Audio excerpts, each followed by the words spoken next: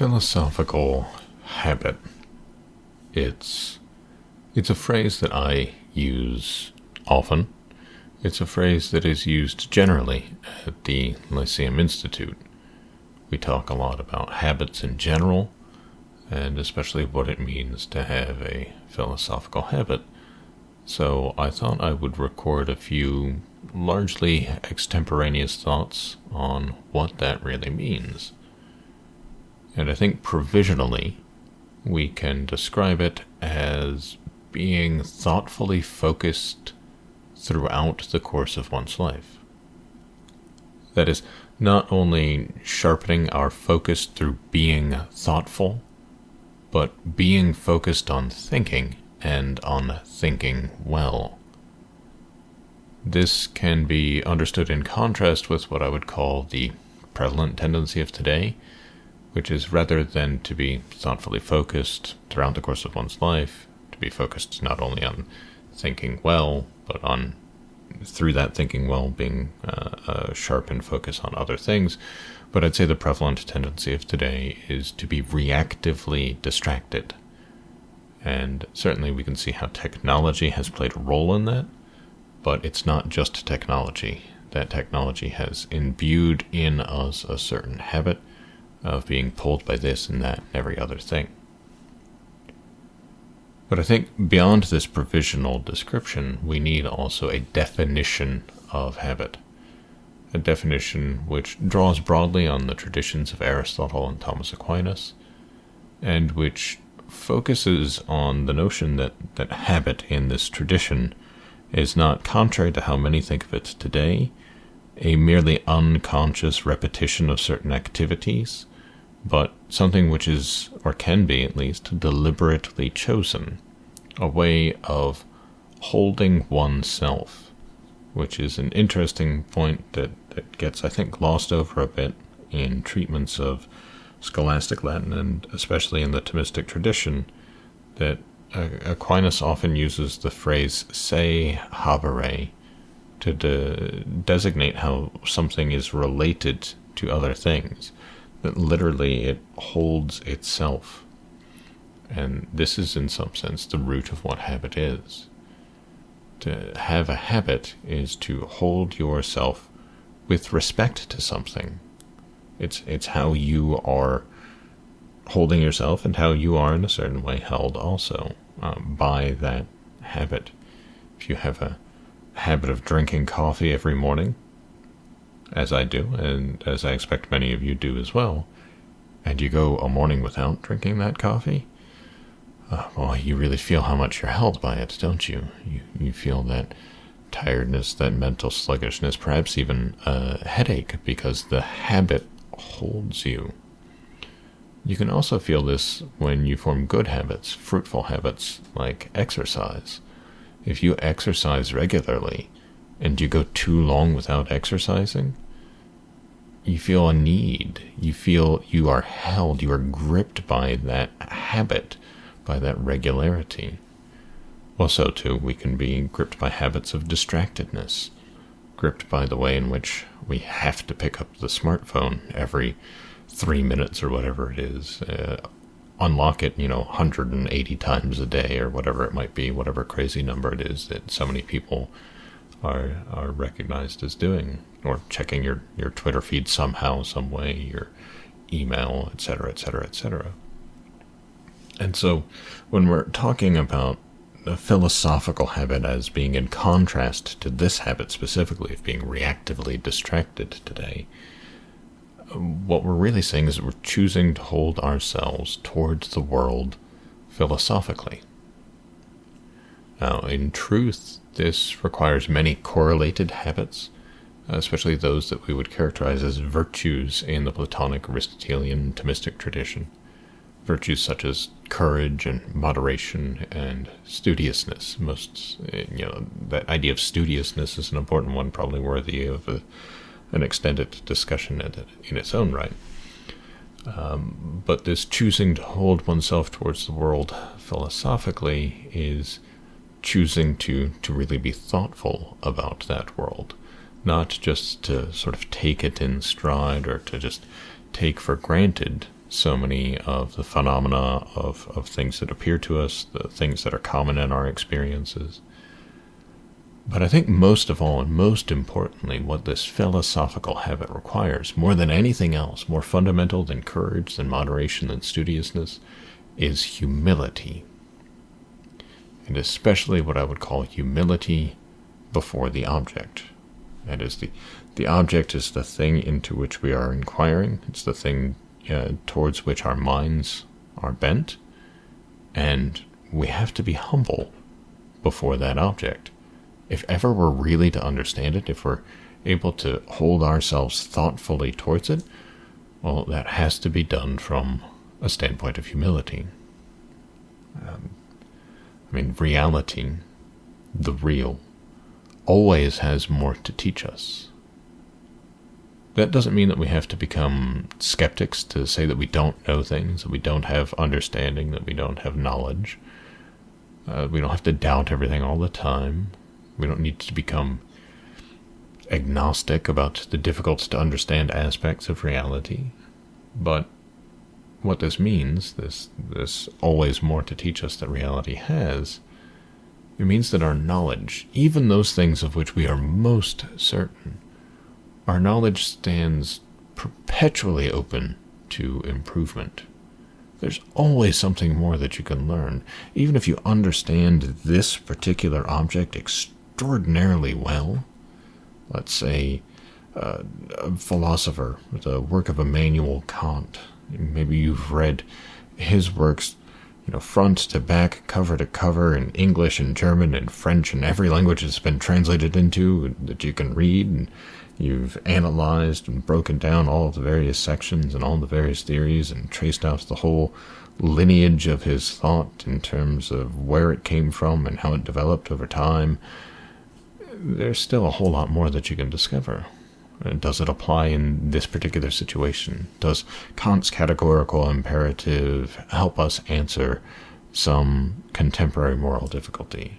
Or does it influence some later thinker? Or does it perhaps show something else by contrast with the work of another thinker? When we put Kant side by side in Kant's deontological ethics with Aristotle's notion of virtue, and maybe even throw in some of the scholastic development of that Aristotelian tradition, does that show us something new? Not just what's contained in either thinker, but in the whole realm of ethical consideration that this opens up for us.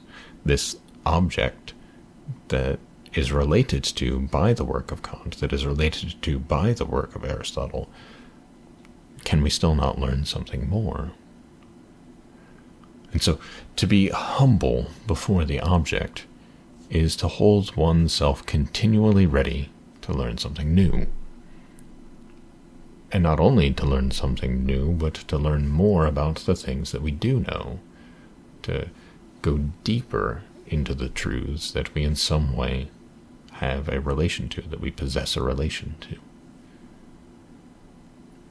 And so I think one of the things that this really requires of us, among the many other, is that we really learn to listen to others and to question what they say. Now, when I say to question what they say, this is not a hostile posturing. It's not trying to undermine the other's position. Is rather an attitude, a posture which seeks the truth in all things. I think we have a tendency to take for granted that we really understand what the other is saying just because the words perhaps are familiar to us, because they're saying things that are maybe ordinary or conventional in whatever milieu of conversation we happen to encounter them. And so that sort of presupposition has led to this belief that questioning is as such something hostile, and particularly when it comes to difficult issues. It's a belief that seems to presume that maybe we can't commonly come to the truth, an understanding of the truth, about at least certain questions, but that these questions are matters just of purely individual opinion, irreconcilable feeling, perhaps untraceable in terms of why we believe what we believe. But I think that this attitude actually results in a world which is hostile for human beings as such. It cuts us off from one another, and it disinclines us to seek truth, knowledge, and understanding, really of all sorts of questions, but most especially the ones that are most important to us. What and why things are what they are, and why we ought to treat them certain ways or not treat them certain ways. Our whole realm of truth and science and knowledge and wisdom and ethics and right and wrong and good and bad all gets cut off and radically subjectivized by such an attitude, by an attitude that thinks you can't question someone without being hostile to that person. But the truth of the matter is that our experience as human beings is not now, will not ever be, and never has been that of an atomized individual subject. Even our most private reflections are germinated by our experience, our encounter with the world outside of ourselves. We don't begin from the first person. We begin from a second person dynamic, from our very infancy, from before our infancy. We are in a kind of relation with some other, with our mothers. Quite fittingly, I am recording this on Mother's Day. And so this push and this pull of the self against the world is that through which we come to know anything. And if we restrain that knowledge back into the self, if we pull it back into the self as though that's where it begins and that's the only place where we can have any confidence in it is within this little ambit of our own minds, well, there's no alternative really if you accept that as true, but to hold to fundamentally a solipsistic position, a position that holds that you yourself are the only thing that you can really know. This is not a humble posture.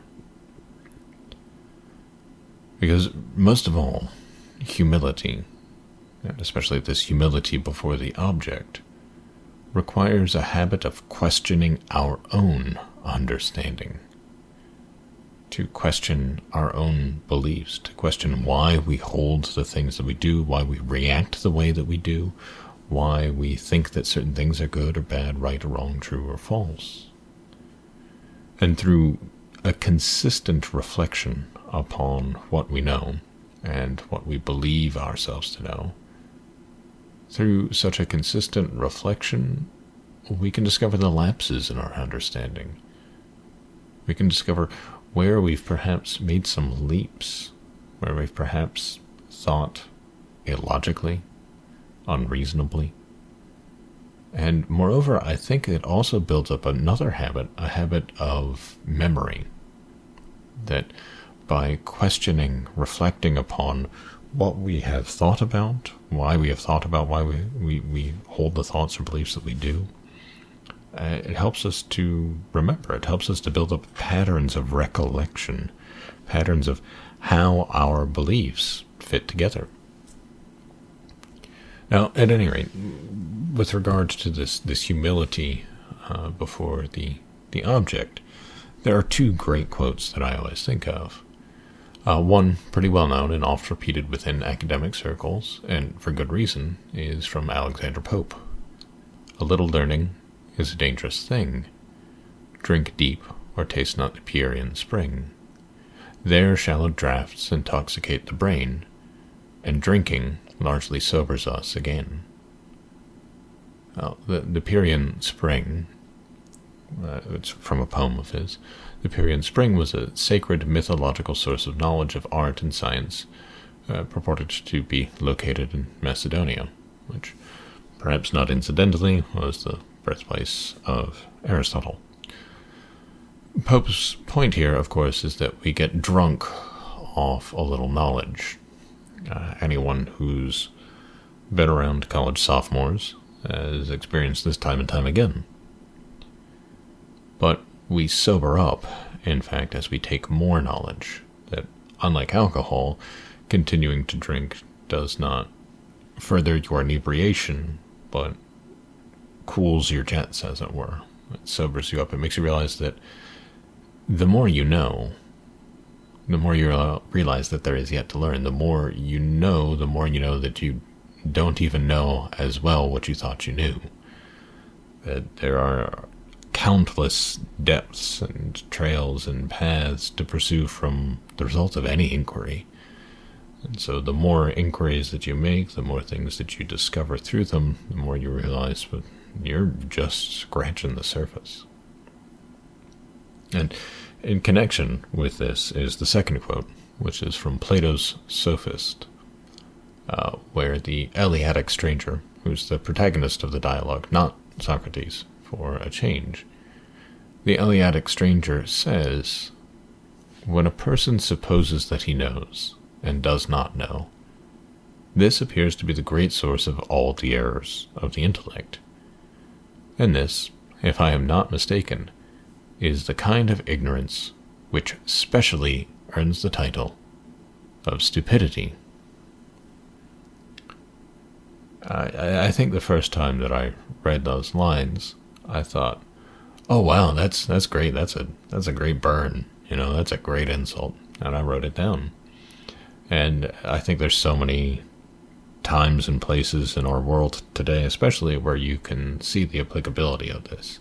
You see people so confidently asserting as dogmatically true these expressions, these statements, where they can't even remotely define the terms that they're using. They simply know them as authoritatively revealed somehow by, science, capital S, or something like that. And so I thought, this is great. There's so many places where I can apply this. And after years of thinking about it, it occurred to me one day, wait, do I suppose that I know when I don't? Am I the stupid one here? And that was a great moment. It was great because I think that's what a quote like that should do. You should think, wait a second, wait just 1 second. Do I really know what I think I know?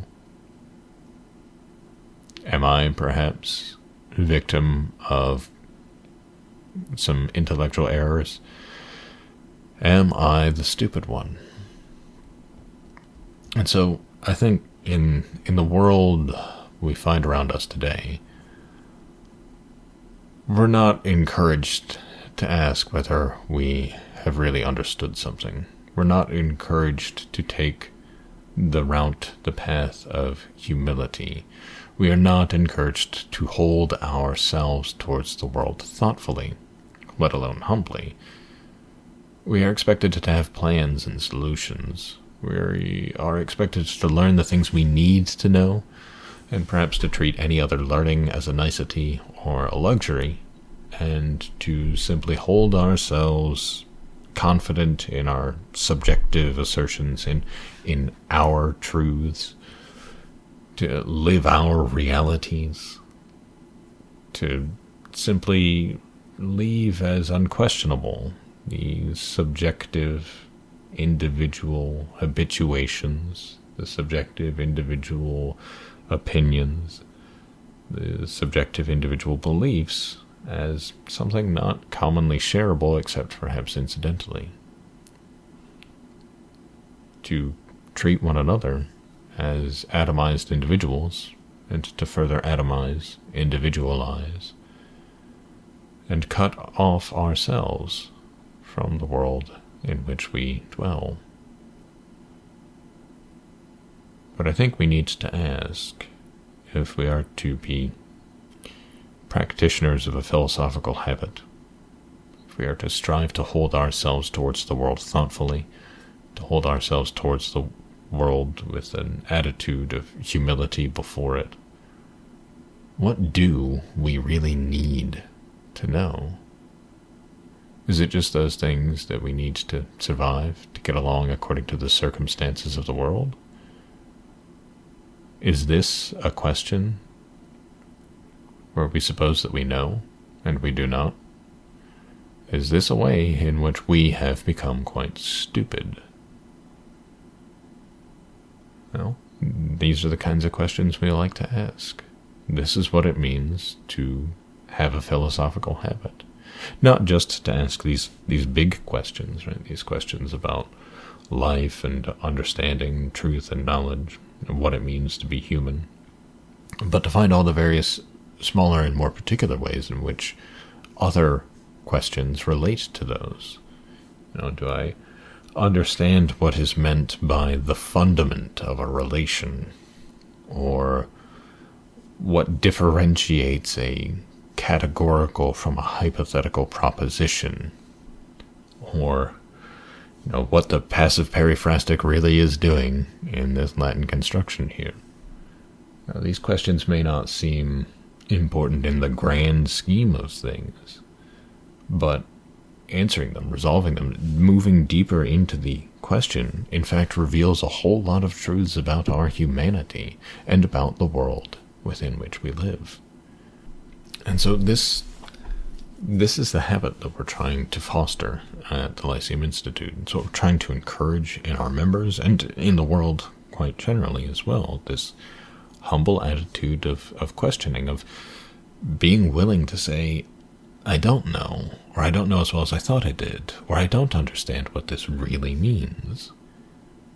It's a habit that I think opens up meaning to us, that allows us to discover meaning. I think if we cut off that questioning attitude and we just allow every individual to say, okay, well, you create your meaning and I'll create my meaning. I'll live in my world, you can live in your world. If we happen to meet, if we happen to coincide in our beliefs, well, that's great and wonderful. But if we don't, okay, let's just go our separate ways. I think that's damning ourselves. That's damning ourselves to a meaningless world. That's damning ourselves to a life which is inhuman. So the philosophical habit is not just a luxury. It's not just something to pursue idly in your spare time because you like to read fancy books and sit in nice armchairs. But it's really a way of fulfilling our humanity, of enriching our humanity, of letting our humanity be what humanity ought to be. And so this is what we're trying to do, and we appreciate your support, the enthusiasm with which this project has been received and promoted, and I hope that we can continue to count on it, that we can continue to have your attention and your consideration. And so thank you for listening to this, and thank you for supporting this dream.